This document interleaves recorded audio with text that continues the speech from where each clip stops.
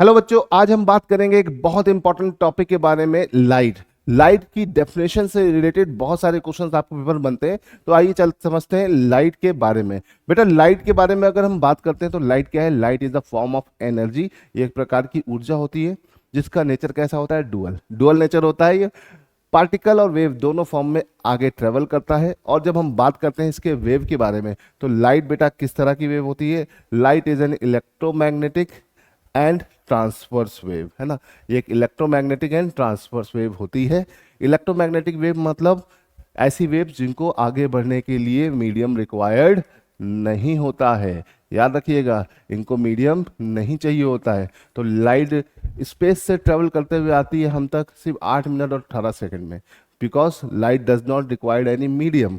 But दूसरी wave जिसको medium चाहिए होता है वो कौन सी होती है? मैकेनिकल वेव्स, जैसे साउंड है। साउंड एक मैकेनिकल वेव है, इसे ध्यान रखिएगा। अब हम यहाँ पे अगर बात करते हैं इलेक्ट्रोमैग्नेटिक वेव्स का, अपना एक इलेक्ट्रोमैग्नेटिक स्पेक्ट्रम होता है। ठीक है, ये पूरा इलेक्ट्रोमैग्नेटिक स्पेक्ट्रम बना हुआ है। और इसमें अगर हम बात करें तो इस इलेक्ट्रोमैग्नेटिक स्पेक्ट्रम के हर पार्ट को हम नहीं देख सकते।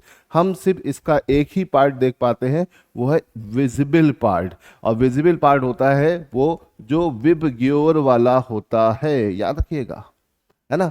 और विजिबल पार्ट जो है उसकी एक फिक्स रेंज है, एक फिक्स वेवलेंथ है, उस वेवलेंथ को हम देखते हैं।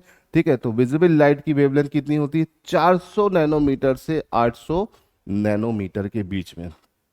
यही वो लाइट है जिसको हम देख सकते हैं। अगर आप इसे एंगस्ट्रॉम में बोलेंगे तो 4000 एंगस्ट्रॉम टू 8000 एंगस्ट्रॉम। और जो 400 नैनोमीटर से नीचे की वेव है उसे हम नहीं देख पाते हैं, उसे हम बोलते हैं बेटा शॉर्ट वेव्स। और शॉर्ट वेव्स के एग्जांपल्स क्या है? UV rays, X ray and gamma rays.